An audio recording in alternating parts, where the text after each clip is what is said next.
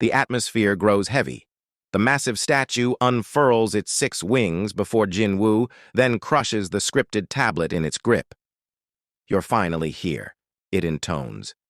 Jinwoo narrows his eyes, questioning whether the statue even has the authority to destroy the tablet like that. A realization hits him. The so-called rules written there never truly held any meaning from the beginning. The statue responds, stating that while the rules once served a purpose, they are now irrelevant. Jinwoo, always sharp, asks if the statue was the one who summoned him here. The statue confirms it. Pressing further, Jinwoo demands to know if it's a monster, but the statue merely grins and tells him he's asking the wrong question. Instead of wondering what the statue is, he should be questioning what he himself is. With an ominous tone, the statue makes its final declaration. "Now, this will be your ultimate test."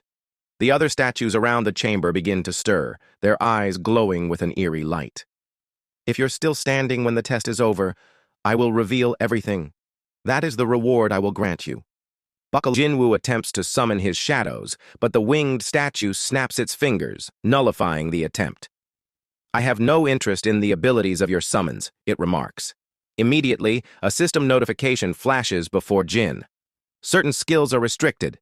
You cannot leave until the trial is complete." So that's how it is. Jin realizes, his mind racing. All the trump cards he had painstakingly prepared, rendered useless in an instant. A statue lunges forward, its blade piercing the air toward him. Jin swiftly evaluates his options. While his skills are locked, he still has access to his inventory. Fine. Then I'll just crush them with raw strength. Jin catches the incoming blade, his grip tightening. With a sharp movement, he snaps off the tip and hurls it straight into the knight's skull. Yet, the puppet remains standing. Without hesitation, Jin launches himself onto its face, grabbing the embedded blade and driving it deeper into the monster's head. Before he can fully land, another statue swings a colossal axe at him. Jin summons his daggers, slicing the weapon in half before flipping onto its head and driving both blades down. From the corner of his eye, he spots an archer statue drawing its bow. Without missing a beat, Jin cleaves the arrow in mid-air before propelling himself upward. Spinning kick.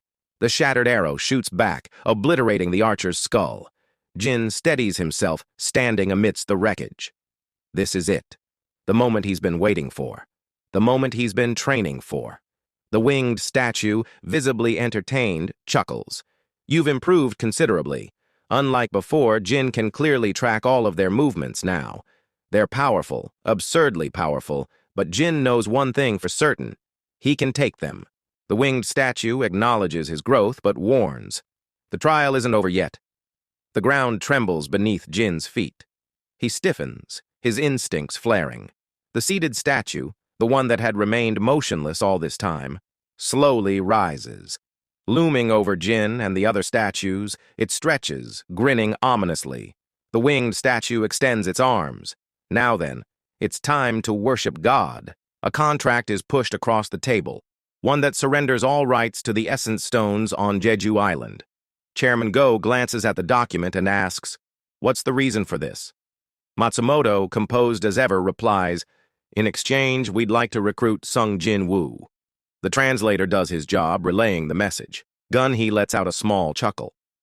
Jinwoo isn't even under the Hunters Association. Hanakawa translates, and Matsumoto acknowledges the point. "We're aware, but we haven't been able to reach him. All we want is a chance to negotiate." Chairman Go leans back, considering the offer. Giving up that much profit? Just to hire a single hunter? It wasn't a bad deal, considering Jinwoo's strength. But then Chairman Go switches to Japanese. "Let's continue this conversation without translators." Matsumoto, shocked, asks, "You know Japanese?" Chairman gives a small smile. "My father ran a business in Japan when I was a child." His tone shifts. "If this is another one of your schemes, I suggest you stop right now." Matsumoto narrows his eyes. "What exactly are you implying?" Chairman Go doesn't hold back. "I've heard rumors that the Blade Guild severed ties with you." Matsumoto bolts upright. "How could you possibly know that?" Chairman Go remains calm. It was obvious. The Blade Guild turned down funding from the Japanese Hunters Association. They only accepted government support. He continues. The Blade Guild used to be under your thumb. With Goto Ryuji, you had control over all the S-rank hunters when necessary. But now, that guild has crumbled, and your association can't hold them together anymore. There's a power struggle. Chairman Go's gaze sharpens. If this gate isn't properly secured, you will bear the consequences. He reaches for a camera, placing it firmly on the table. Even if Goto had his own ambitions, he was still Japan's face to the world. But look at the fallout. The collapse of the Blade Guild, the infighting between Japan's guilds, the lives lost due to your underhanded tactics. It all falls squarely on you. Matsumoto's eyes flick to the camera. What's that? Gun-hee smirks. A receiver that was linked to Goto's team. Matsumoto's face drains of color. Did you really think I wouldn't uncover the truth? Chairman's voice booms, his presence suffocating. And yet you sit here, trying to haggle over mana crystals? Matsumoto is completely cornered. Chairman Go exhales, grabs the recorder, and with a single clench of his fingers, it shatters, along with the entire table beneath it. The room is dead silent. Gun-hee straightens. I'm not so heartless as to let one man's greed throw all of Asia into turmoil. His final words strike deep. You should be grateful to Hunter-sung Jinwoo for this. A storm is brewing, and it's far from over. Jin swiftly slices off a statue's head. However, more statues immediately begin pursuing him as he mutters about how they just keep coming. Glancing back, he notices the ominous statue's glowing eyes and the night statues closing in fast. With no time to evade, he quickly activates Ruler's authority, locking the knights in place. At that moment, the ominous statue fires a barrage of devastating laser beams. Thinking fast, Jin forces the knights together, using them as a shield. As the beams melt through them, he suddenly unlocks the final form of Dominator's touch. He barely manages to steady himself before the beams blast through the statues. Jin dodges just in time, realizing that even at his current strength, a direct hit would be lethal. I need to take that one down first, Jin mutters, locking onto the ominous statue.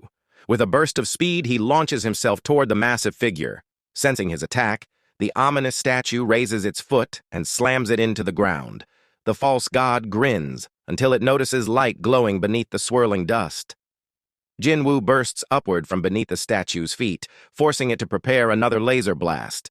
However, Jin quickly formulates a plan. If he combines his speed with Ruler's authority, he can strike from its blind spot. Using his skill, he grips the ominous statue's shoulder and yanks himself forward, narrowly dodging the lasers as they fire. He immediately notices that the gravitational pull of his ability has grown significantly stronger after the upgrade. He barely exerted any effort, yet it worked on such a massive target. Landing on the ominous statue's shoulder, Jin activates Mutilate and slashes at its face. However, to his shock, the Demon King's daggers only leave shallow cuts. Realizing that raw power might be his best option, Jin leaps forward, aiming for a weak point in the statue's structure. Grabbing onto it, he channels his energy into his fist before delivering a powerful punch straight into its form. The puppeteer watches in disbelief, surprised that Jin would rely on brute force against his creation. But Jin isn't finished. He rears his fist back and slams the ominous statue again. And then again. With all his strength, he delivers a final, crushing blow, sending the massive figure crashing to the ground.